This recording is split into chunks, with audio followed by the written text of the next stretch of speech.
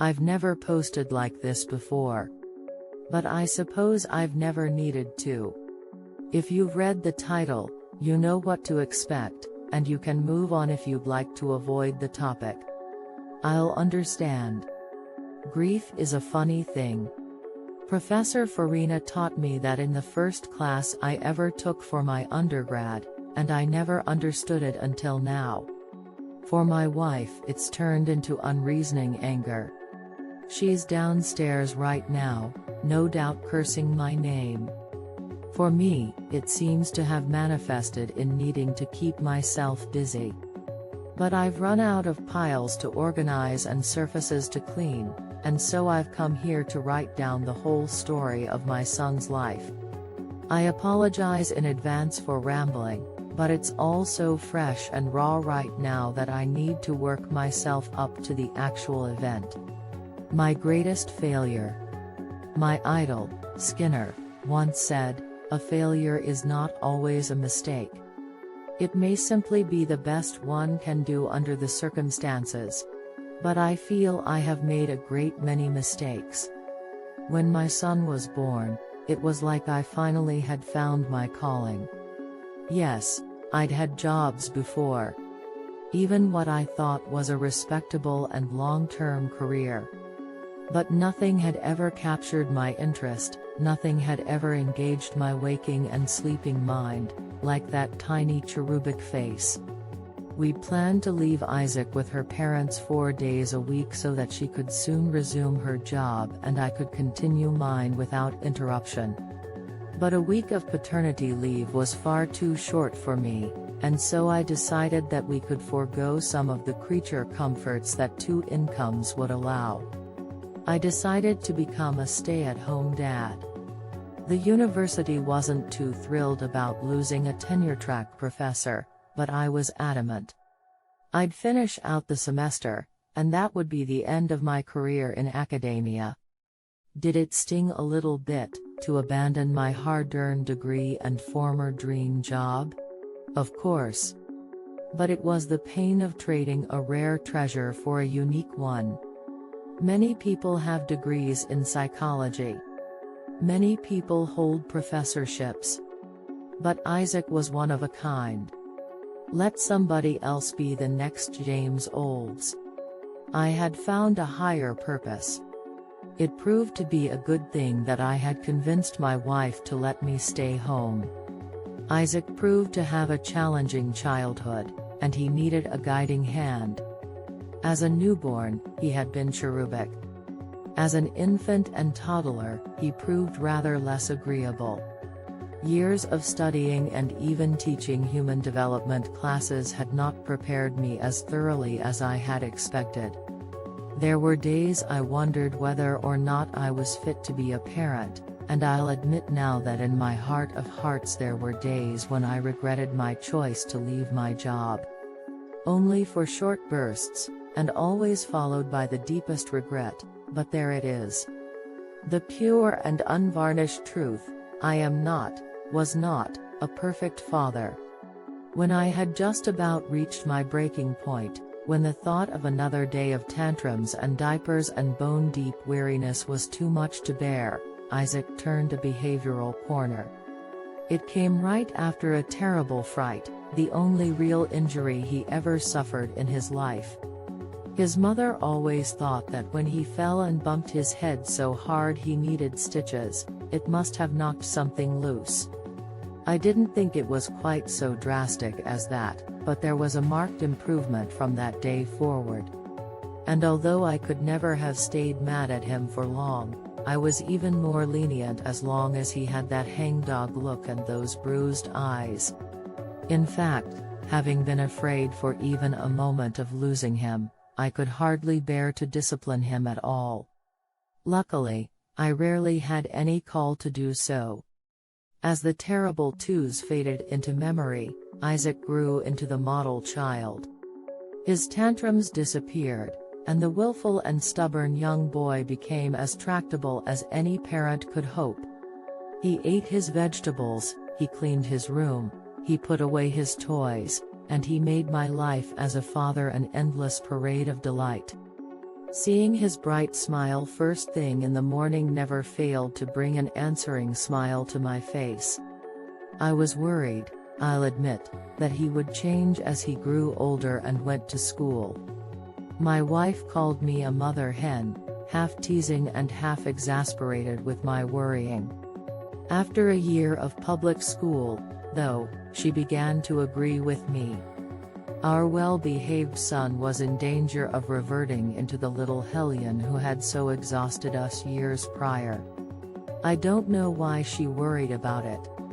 After all, I had more than a little experience in education myself, and was perfectly qualified to homeschool. I think perhaps she thought that his emotional and social growth would be stunted if we pulled him from the public school system. It was not. If anything, he flourished even more as a home student than he had in the years prior to formal schooling. I made sure to bring him often to homeschool groups and social gatherings, and tried to let him maintain those friends he had developed in his year in the system. And in terms of scholarship, he excelled. It was soon obvious to me that Isaac was gifted, and that those gifts would have been squandered in a formal classroom. Seeing how much he enjoyed learning warmed my educator's heart. While other children tolerated school and lived for cartoons and video games and reckless play, my boy loved nothing so much as sitting and reading, exploring whole universes with the same eagerness as some children explore dirty puddles and dangerous forests.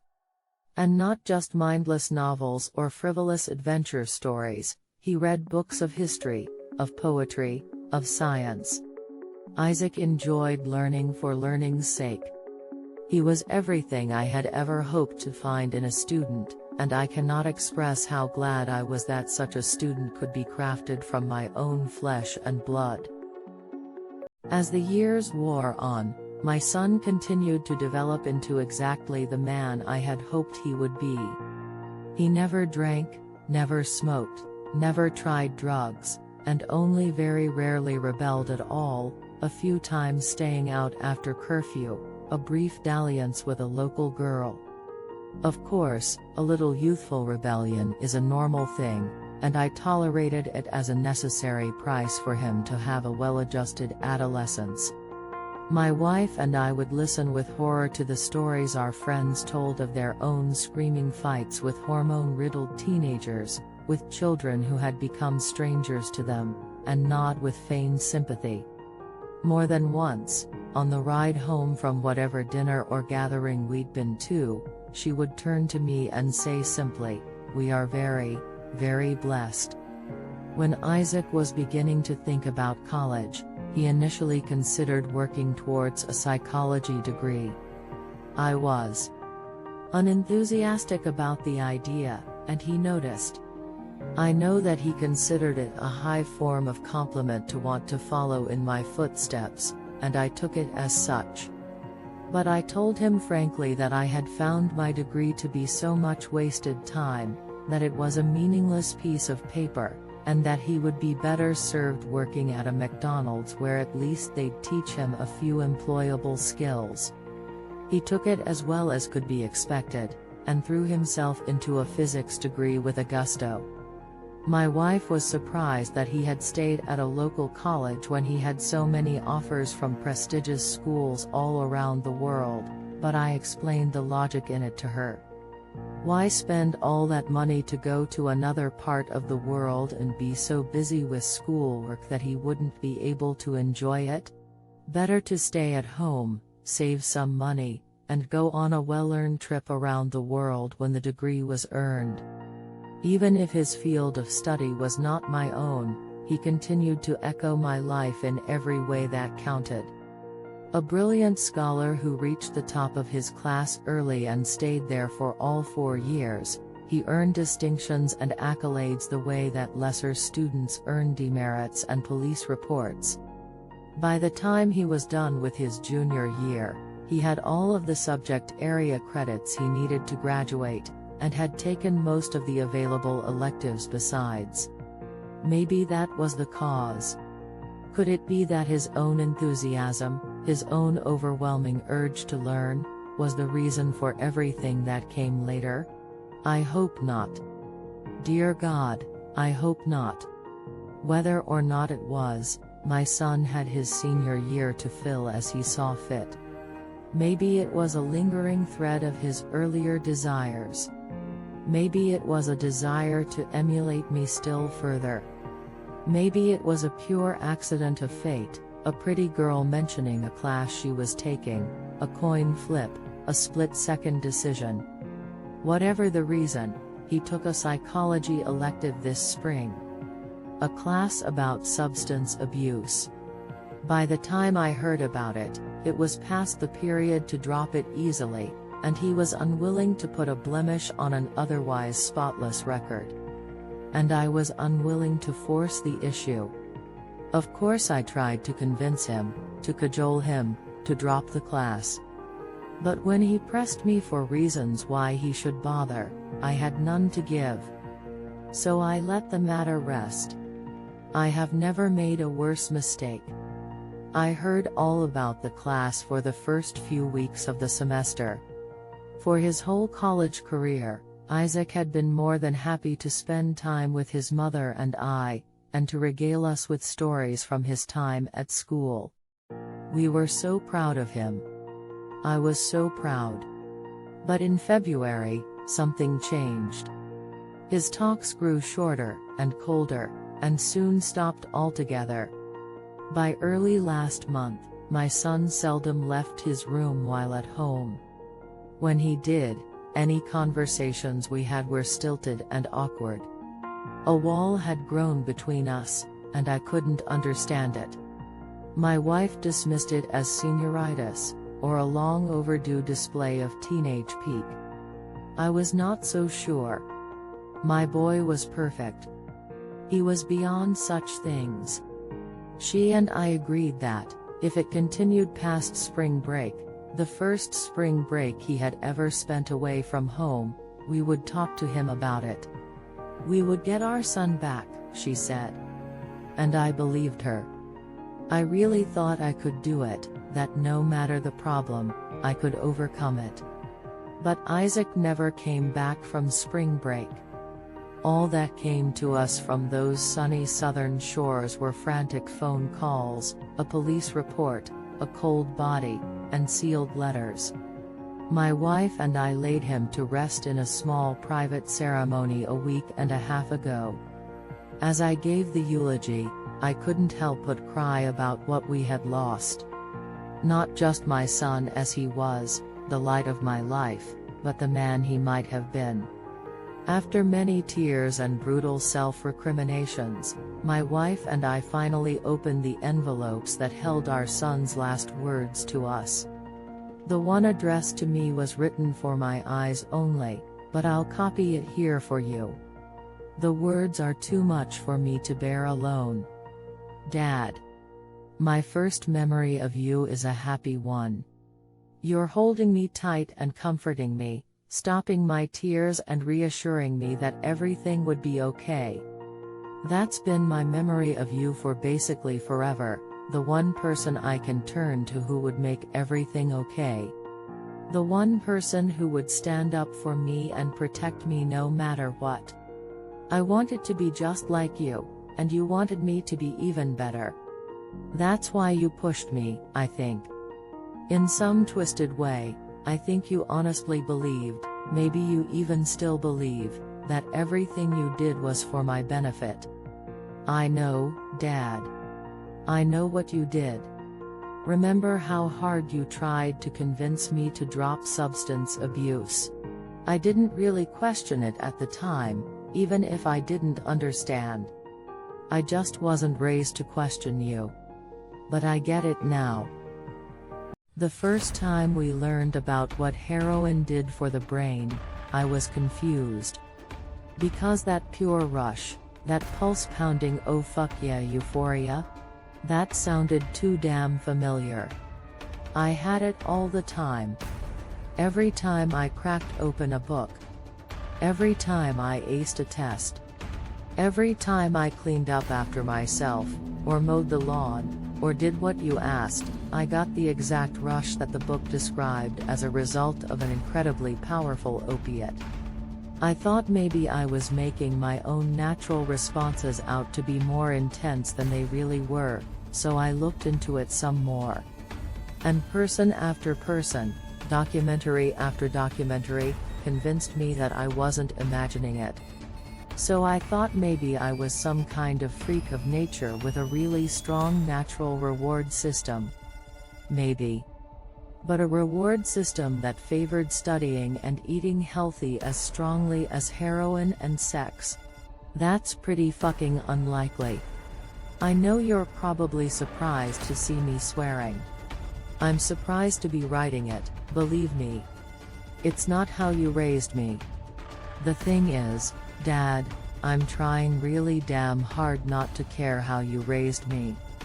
I had a CT scan done, just to check for any abnormalities. And what did they find? No tumor. No overdeveloped pituitary gland. Nothing unusual except for the big damn bunch of wires plugged into my brain. I called Mom and asked her if I had ever had brain surgery as a kid. I was freaking out, but I wanted to think that I was wrong. That something could explain this. But no, she said. Never. Just some stitches from when I fell down as a toddler. That Dad could tell me more about it, since he was there. The doctor wanted me to go to the police, or to stay so they could run some more tests. I told them I had to think about it. And I did. But I've thought about it now, and I've decided something. I don't know who I am. My whole life, you've been pressing a button and zapping my brain into thinking it was happy whenever I did something that made you happy. Clean my room. Zap. Wash the dishes. Zap. Did my homework? Zap. And little by little, you molded me into the perfect little tin soldier of a son. Am I everything you ever wanted, Dad?